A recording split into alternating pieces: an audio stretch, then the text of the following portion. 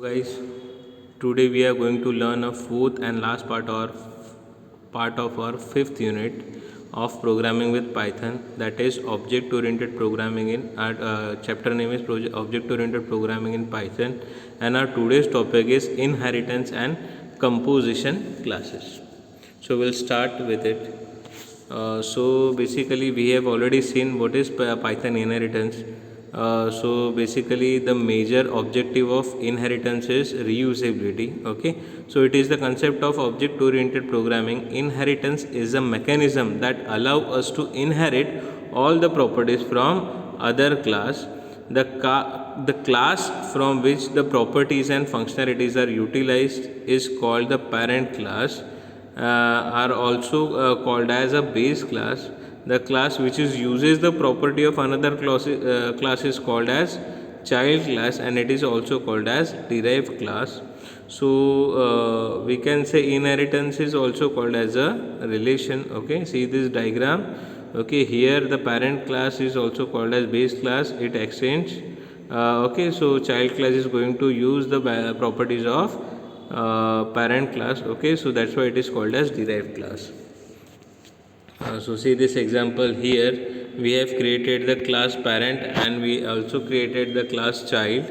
Okay, and we are inherited a parent class into the child class by specifying the class name in the parenthesis of child class name. Okay, when we are creating an object for the child class, that is obj, and we are calling the method m1, which is already specified in a parent class. Okay, so it is directly it is going to directly access that method of parent class, and it is going to print the statement that is parent class method called. Okay, and after the control moves forward. Okay, and it is going to call the method 2, which is already specified in a child class, and it is going to print child class method called. Okay, so this way it is going to be executed.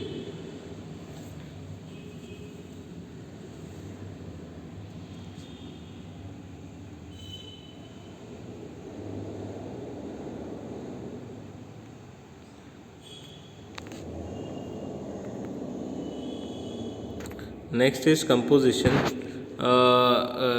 For composition you have to use a Hazer relation. It is one of the fundamental concept of object oriented programming. In this concept we will describe a class that references a one or more object of other classes as an instance variable. So here by using the class name or by creating an object, we can access the number of one class inside the another class. It enables the creating complex types by combining the object of different classes. It means that a class composite can contain an object of another class component. This type of relationship is known as a Hazer relation. Okay, so composite class has a relation with a component class. Okay, so we'll see the example so you will get a clear idea. Okay, so see this example. Here we have created first component class. Okay, and we are we are in user init method. Okay, and here we are specifies that component class is created. Then we are specifying the m1 method. Here we are specifying the component class m1 method executed. Okay, then again we are creating a composite class. Okay, so we are creating a constructor for composite class that are using init method.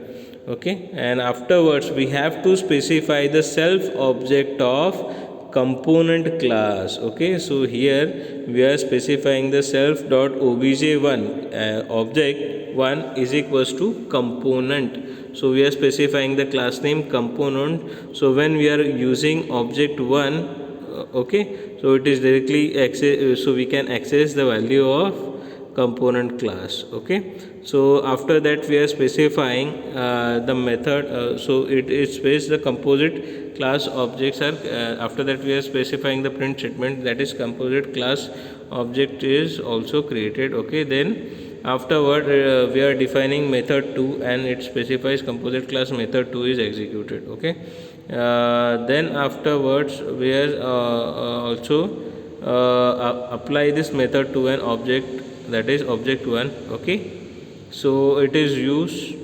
to what we can say, create a hazard relation between composite and component class. Okay, so after using self doubt, we can say creating an object or specifying object name and that particular parameter or method name. Okay, so when we are creating the particular object, okay, so that is object 2 for a composite class. Okay, and then we are calling a method object 2 dot m2. Okay, when we are calling method object 2 dot m2, so it is going to execute all the things. Okay, that is component class. First what is going to what is we are passing self, so what is going to set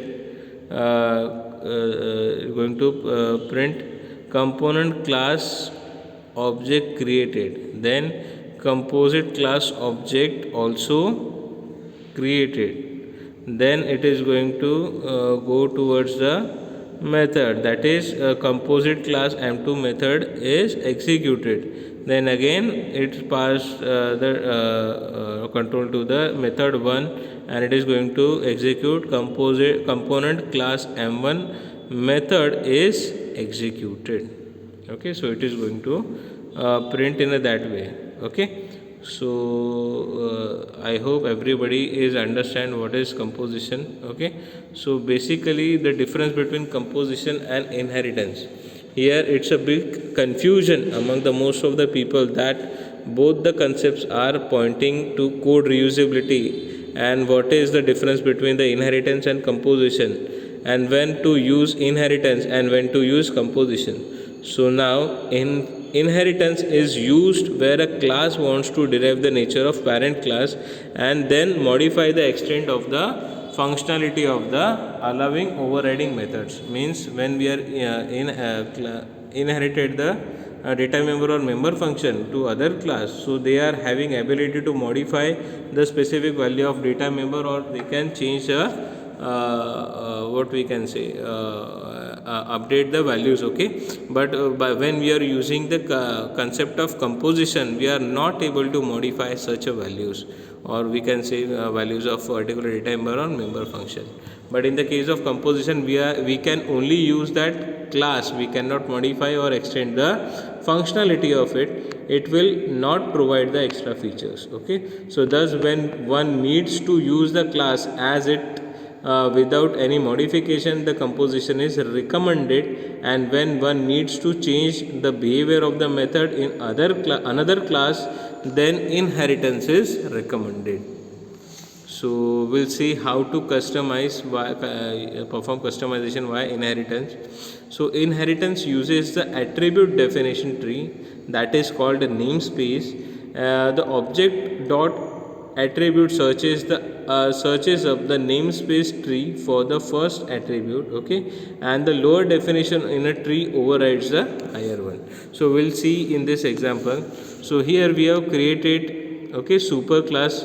That means a class is listed in the parenthesis in then again we are creating a class, and afterwards we are creating a instance, or what we can say an object of that particular class. Okay, accordingly we are executed. So see this example, we are created class s1 and s2, afterwards we are inherited s1 and s2 to class x. Okay, after that we are creating or we can say we have defining an ATR. Okay, that is called as what we can say object dot ATR, which is searches by object. Okay, so when we are executing we are creating object of particular x class. Okay, then it is directly going to execute the ATR. Okay, and while accessing the ATR, it is going to customize the inheritance. We'll see the example, so you will get a clear idea. So see this example here, we have specified the first class. Okay, and we are specifying two methods, set, data and display. In second class we have inherited the first class defining a method display. Okay, and here what we can say, we are printing the current value of self.data. Now here see that in first class we are taking a self data, okay, and we are just going to print the self.data. That means whatever the value we are going to pass, it is just going to be print, that is 42. But now when we are creating an object z for the class second, okay, and passing the parameter 42, z dot set data is equals to 42, right? So when we are passing this parameter, so it is going to print the value, that is current value is equals to 42, and it is going to set the value 42, and it is when we are going to display, so it is going to display current value is equals to 42. Okay, it is not directly going to print 42 because that particular what we can say, display function is going to be modified or customized in a class second. Okay, so this is called customization via inheritance. Next is specializing inherited methods. So inheritance finds the name in subclass before superclass. Subclass may inherit, replace, extend or provide.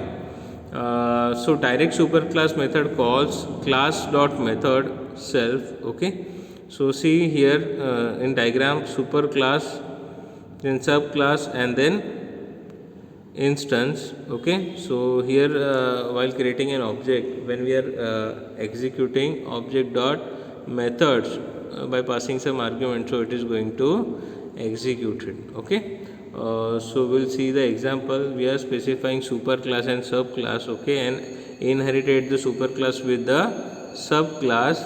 Okay, so when you are creating a method, that is